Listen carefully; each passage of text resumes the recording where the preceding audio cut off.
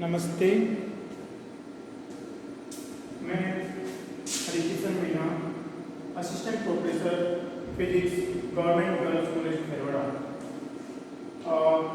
मैं अपने इस लेक्चर में इलेक्ट्रॉनिक्स में लूप या पास विश्लेषण के बारे में पढ़ाऊंगा। पिछले लेक्चर में हमने ये पढ़ा था कि हम लूप या पास विश्लेषण के लिए हम लोग केवीएल नियम का यूज करते हैं, किरचॉफ वोल्टा नियम का, और इस नियम का उपयोग करने के बाद में हमने एक अज्ञात चाल लिया था जिसके बारे में हमें पता है कि उसकी पर्टिकुलर ब्रांच में कितनी प्रतिबाधा है और हमारे पास जनरेटर स्रोत क्या है। और उसके बाद में हमने जब केवीएल लगाया तो हमारे पास में ये तीन इक्वेशन निकल के आई थी। और हमने ये भी ज्ञात किया कि अगर ये जाल हमारे पास और बड़ा तो हमारे पास समीकरणों की संख्या, प्रतिबाधा और धारा के रूप में जो समीकरण आते हैं उनकी संख्या कितनी होगी। उसके लिए हमारे पास जो नियम था वो ये था कि b - n+1 इसकी संख्या होती है। यहाँ पे हमारे पास 5 ब्रांच थी और संख्या कितनी थी 3, तो हमारे पास में जो समीकरण है वो 3 निकल के आए थे जो आपके पास है। उसी प्रकार से हमारे पास जो ये जाल है वो बड़ा हो, काफी बड़ा, तो हमारे पास सपोज करो 20 हमारे पास ब्रांच है, 6 हमारे पास दिया है, तो हमारे पास जो समीकरण आएंगे वो कितने आएंगे 15। अब एक बात ध्यान रखने लगे कि जितने हमारे पास समीकरण आते हैं उतने ही वेरिएबल करंट, मतलब जो चर होती है करंट, जो अज्ञात होती है हमारे पास वो होती है। तो हमारे पास भी 15 समीकरण आएंगे तो हमारे पास I1, I2, I3, I4 तो I15 की करंट होंगी, धाराएं होंगी, और 15 समीकरण होंगे। क्योंकि यहाँ पे हमारे पास 3 ही I1, I2, I3 धाराएं हैं और 3 ही समीकरण है, इसको हम लोग प्रतिस्थापन विधि द्वारा हल कर सकते हैं। लेकिन हमारे पास में यदि समीकरणों की संख्या ज्यादा हो और हमारे पास जो वेरिएबल है उनकी मान भी ज्यादा हो तो हम लोग प्रतिस्थापन विधि से उसको हल करना आसान नहीं होता है, बहुत हल करने को कर सकते हैं लेकिन टाइम कंज्यूमिंग होता है। उससे बचने के लिए क्या करते हैं हम लोग मैट्रिक्स मेथड का उपयोग करते हैं। मैट्रिक्स मेथड क्या है अभी हम बताते हैं क्या है मैट्रिक्स मेथड।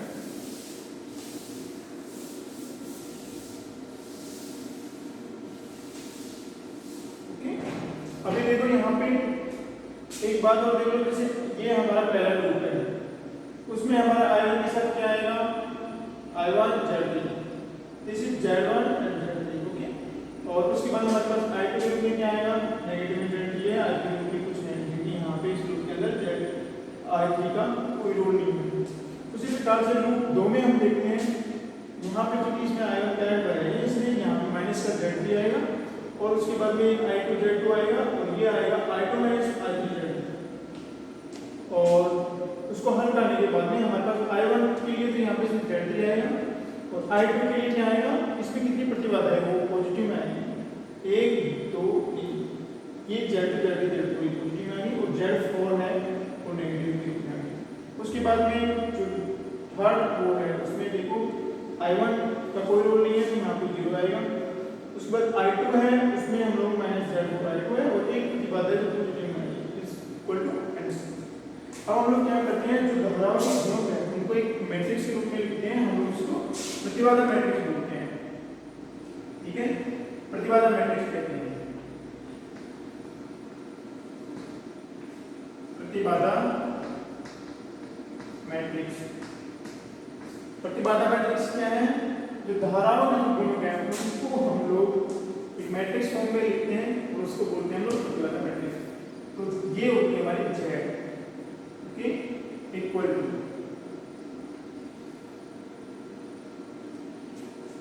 यहाँ पे I1 का मान कितना है Z1 + Z3, Z1 + Z3। Okay, फिर I2 का मान कितना है, उससे पहले हम लोग यहाँ पे लिख लेते हैं -Z3, उसके बाद -Z3 है। उसके बाद I3 का मान कितना है 0 है, हम लोग 0 लिख लेते हैं। उसके बाद नेक्स्ट समीकरण है उसमें I1 का गुणन कितना है -Z3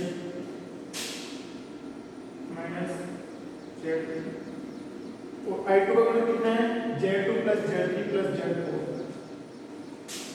Z2 + Z3 + Z4 ये I2 का गुणक है और I3 का गुणक कितना है -Z4 ये I2 का I3 का गुणक है I3 का गुणक है -Z। उसके बाद हम लोग ये समीकरण में से धाराओं को गुणक लिखते हैं। I1 में कितना है 0 लिख दिए। I2 का कितना है -Z4 और I3 का कितना है Z5। ठीक है, इस प्रकार से ये जो मैट्रिक्स हमें मिलती है ये धाराओं के गुणक होते हैं, इसके रूप में मिलती है और इसको हम लोग क्या बोलते हैं प्रतिबाधा मैट्रिक्स। यहाँ पे हम देखते हैं कि ये मैट्रिक्स में ये 1 पोजीशन पे है, ये 2 पोजीशन पे है, 3 पोजीशन पे है। उसके बाद में यहाँ पे -Z3 है, ये -Z3 है, ये 0 है -Z4 है, अर्थात ये एक तरह से सममित मैट्रिक्स है और ये 3/3 की मैट्रिक्स है। 3/3 की एक सममित मैट्रिक्स है। अगर हम लोग इसमें इसका ट्रांसपोज ज्ञात करना चाहे तो सेम ही रहेगा, ठीक है। अब हम लोग क्या करते हैं धारा इसको हम लोग जो प्रतिबाधा मैट्रिक्स है उसमें इसको हम लोग Z11 इसको Z22 Z33 है, ठीक है, इस प्रकार से लिखते हैं। तो हम लोग क्या लिखते हैं Z equal to Z11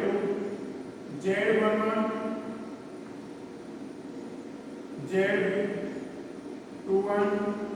Z31 Z12 Z22 Z32 Z13 Z23 और Z33,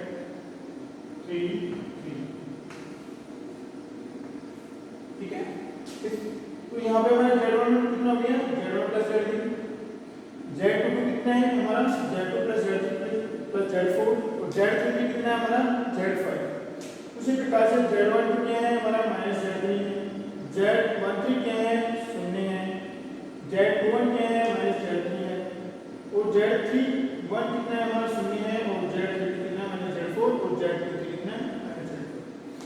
देखो ये जो Z11 है Z11 को हम लोग क्या कहेंगे Z11 जो लूप 1 है उसकी प्रतिबाधा, ठीक है, इस लूप की प्रतिबाधा की है Z। उसी प्रकार से Z2 कितनी है इस लूप की प्रतिबाधा है Z2 plus Z3 plus Z4 और इस लूप में प्रतिबाधा कितनी है Z4, तो ये हमारी Z3 कितनी है Z5। स्पष्ट दिख रहा है कि इस लूप की कितनी प्रतिबाधा है Z5। उसके बाद में हमारे पास और भी है ये Z21 या Z1 क्या है Z21 या Z2 इसकी दोनों की वैल्यू -Z3 है। यहाँ पे देखते हैं Z11 कितना हमारा Z1 प्लस Z3, ठीक है। ये जो पहला परिपथ है इस परिपथ की प्रतिबाधा लूप 1 की या परिपथ 1 की ये हमारी प्रतिबाधा है Z11। Z22 ये जो सेकेंड नंबर का परिपथ है उसकी प्रतिबाधा है Z2 plus Z3 plus Z2। Z2 कितनी है Z2 plus Z3 plus Z4, ये जो परिपथ है हमारा इस परिपथ की प्रतिबाधा है Z2 Z3 Z4। उसी प्रकार से हमारा Z33 कितनी है Z5, Z33 कितनी है Z5। तो Z5 क्या है Z5 इस लूप की प्रतिबाधा है, इस परिपथ की प्रतिबाधा है। उसके बाद में हमारे पास में और भी है Z12 और Z22। Z12 और Z2 कितना है Z12 Z21 माइनस Z3 है, तो Z12 equal to Z21 equal to minus Z2, ठीक है। तो ये क्या है लूप 1 और लूप 2 के बीच में जो अन्योन प्रतिबाधा है, ठीक है, म्यूचुअल इंपीडेंस है।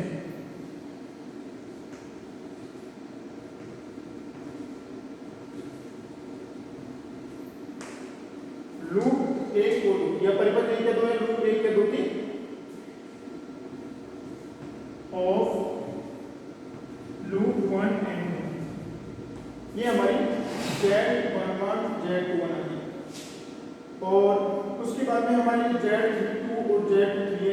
वैल्यू कितनी है माइनस Z4 है। Z32 equal to Z23 equal to minus Z4। ये क्या है? ये म्यूचुअल इंपीडेंस है लूप 2 और 3 की, ठीक है। लूप 2 और 3 की अननोन या ऐसे प्रतिबाधा तो दोनों साझा करते हैं, ठीक है। देखो यहाँ पे हमारा कितना है म्यूचुअल इंपीडेंस Z, तो Z3 लूप 1 और लूप 2 दोनों साझा करते हैं, जिसको हम म्यूचुअल इंपीडेंस बोलते हैं। उसी प्रकार से हमारे Z4 है, Z4 कौन साझा कर रहे हैं? एक लूप साझा कर रहे हैं, एक ही साझा कर रहे हैं, इन दोनों की म्यूचुअल इंपीडेंस है। उसी प्रकार से हमारे पास में एक Z31 और Z13 बची। Z31 इक्वल टू Z13, ये कितना है हमारा शून्य। ये क्या है? ये भी म्यूचुअल इंपीडेंस है लूप 1 और 3 के बीच में, जो कि शून्य है, क्योंकि लूप 1 और लूप 2 के बीच में डायरेक्टली कोई कनेक्शन नहीं, ठीक है। इस प्रकार से हमारा जो प्रतिबाधा मैट्रिक्स है उसकी व्याख्या होगी इसमें ये क्या है, ये क्या है, ये क्या है, ठीक है। जो 1 1 2 2 3 3 पोजीशन पे आते हैं वो संबंधित लूप की प्रतिबाधा होती है। उसके बाद में ये हमारी लूप 1 2 उसकी म्यूचुअल इंपीडेंस है, ये लूप 1 और 3 की म्यूचुअल इंपीडेंस है, और ये लूप 3 और 2 की म्यूचुअल इंपीडेंस है, जो कि हमारे पास में यहाँ से हम लोग निकाल सकते हैं। ये 2 1 है या 1 2 है, इनका वैल्यू क्या है माइनस Z3 है, और ये 3 2 या 2 3 है, इसकी वैल्यू माइनस Z4 है। ये 1 3 1 और ये 1 3 है, इसकी वैल्यू शून्य है। यहाँ से हम देख सकते हैं ऐसे लूप है और दोनों कौन सी प्रतिबाधा शेयर कर रहे हैं, वो अक्सर ऐसा होता है। अब हम लोग ये जो मैट्रिक्स है उसको हम लोग सोल्व करते हैं ताकि धारा का मान ज्ञात किया जा सके।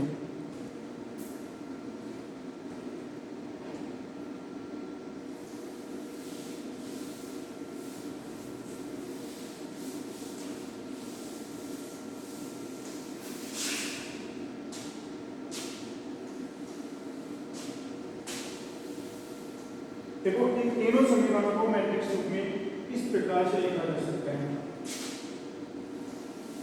इसको मैं मिटा के दोबारा लिखता हूँ।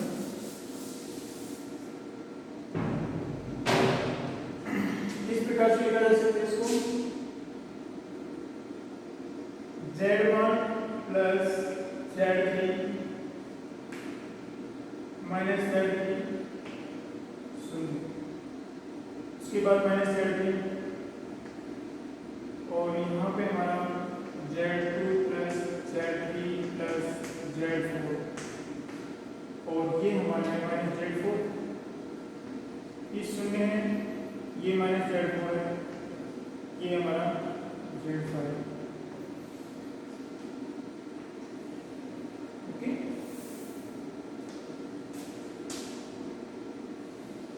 ये हमारा I1 है, ये I2 है, ये I3 है। S is equal to E1 शून्य माइनस E। तो ये जो तीनों समीकरण है उसको हम लोग एक ही समीकरण के रूप में इस तरह से लिखते हैं मैट्रिक्स के रूप में।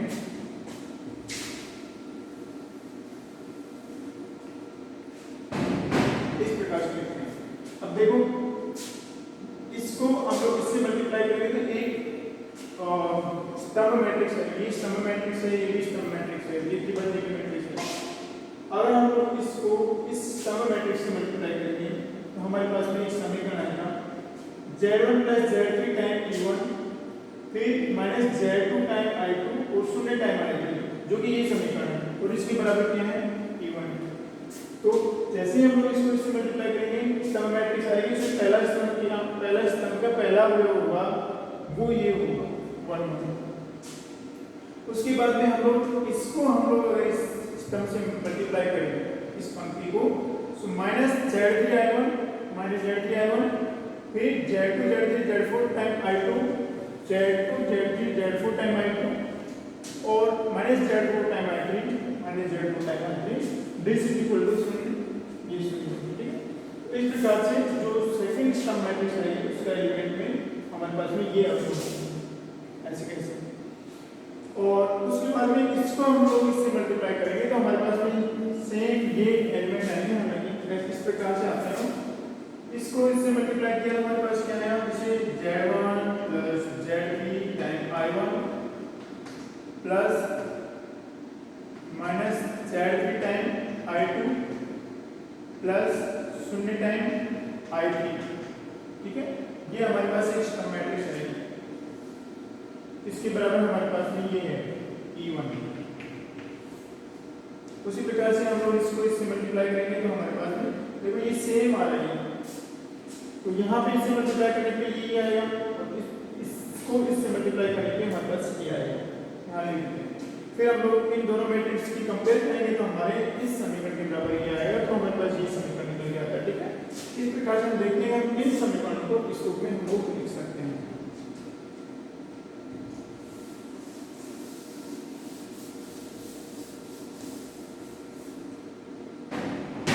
अब क्या करते हैं, यहाँ से हम लोग मैट्रिक्स से धारा का मान ज्ञात कर सकते हैं। तो हम लोग क्या करते हैं, हमारी प्रतिबाधा मैट्रिक्स है उसको हम लोग सारे को हम लोग डेल्टा जेड लिखते हैं। डेल्टा जेड इक्वल टू क्या होगा हमारा, डेल्टा जेड इक्वल टू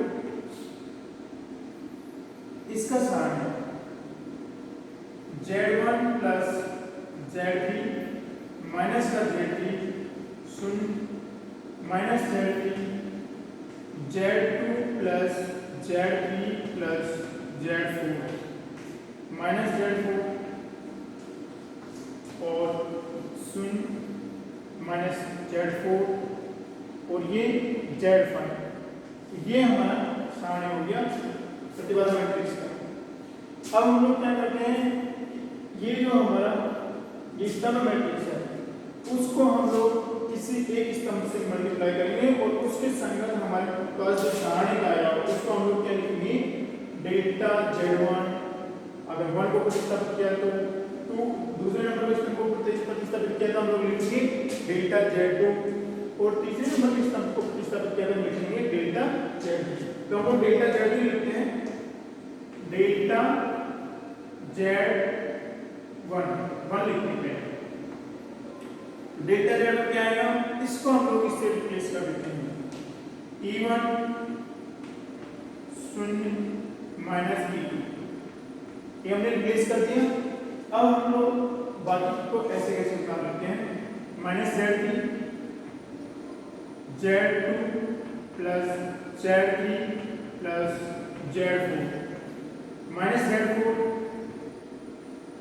और इसको ऐसे कैसे कर लेंगे, 0 माइनस z4 और z5। ये हमारा डेल्टा z1 आ गया। उसी प्रकार से हम लोग डेल्टा z2 लिख सकते हैं, उसी प्रकार से डेल्टा z3 लिख सकते हैं। तो डेल्टा z3 लिखते हैं हम लोग यहाँ पे जगह कर लिए, तो डेल्टा z3 क्या होगा, इसको हम लोग इससे प्रतिस्थापित कर देते हैं, minus z plus z1 plus z3 फिर minus z3 0 minus z3 z2 plus z3 plus z4